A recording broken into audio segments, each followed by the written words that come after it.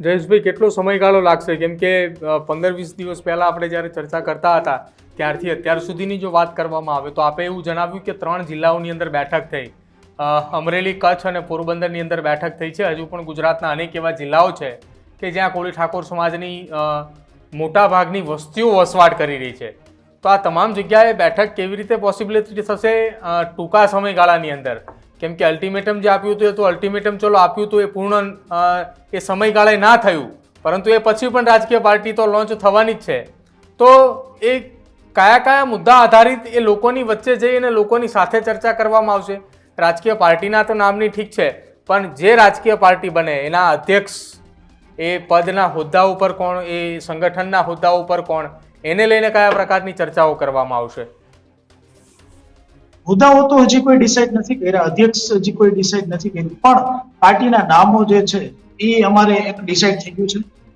બસ હવે ઓનલાઈન જે પ્રક્રિયા જે છે એ જોઈ લઈ કેવી રીતે છે, કેટલો સમય એનો લાગે, અને ત્યારે અમે નામ જાહેર કરશું. અને જિલ્લે બેઠકની જે અમારી તૈયારીઓ છે એ અલગ અલગ અમારી જે ટીમ છે કોળી ઠાકોરની, એ ટીમ અલગ અલગ જગ્યાએ કામ કરે છે. એક જ સાથે વધીને કોઈ અલગ, આજે આ મહિનામાં જે સંમેલન છે તો આવતા મહિને ઓલા જિલ્લામાં સંમેલન છે, એવી રીતે જિલ્લે સંમેલન તૈયારી અત્યારે શરૂ થઈ ગઈ છે, ખાલી તારીખ જ નાખવાની બાકી છે. જયેશભાઈ, તમે થોડી વાર પહેલા એવી વાત કરી કે જે સમાજ, જે રાજકીય પાર્ટીના નેતાઓ જે કોળી ઠાકોર સમાજમાંથી આવે છે, જે સમાજના હિત માટે વિચારે છે, સમાજના લોકોનું વિચારે છે, એમને કોળી ઠાકોર સમાજ, કોળી ઠાકોર સેના એ એમને સાથે રહી અને ચૂંટણીમાં એમની મદદ કરશે.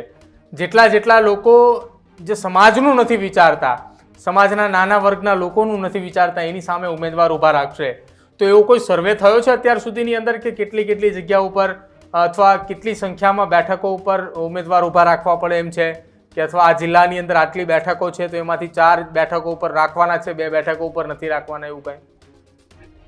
હા, કચ્છ ઔપચારિક તો મને યાદ નથી, પણ હું તમને 4-5 જિલ્લા એવા તમને કહું કે કચ્છની અંદર રાખવાના છીએ અમે, પછી જુનાગઢની અંદર રાખવાના છીએ, પછી અમરેલીમાં રાખવાના છીએ, બોટાદમાં રાખવાના છીએ, અને પછી હા આટલા જિલ્લા, અને રાજકોટમાં બે વિધાનસભામાં મૂકવાના છે, સુરેન્દ્રનગરમાં મૂકવાના છે. મિત્રો, આવા જ વિડીયો અને શોર્ટ્સ જોવા માટે આજે જ અમારી ન્યૂઝ રૂમ યુટ્યુબ ચેનલને સબસ્ક્રાઇબ કરો.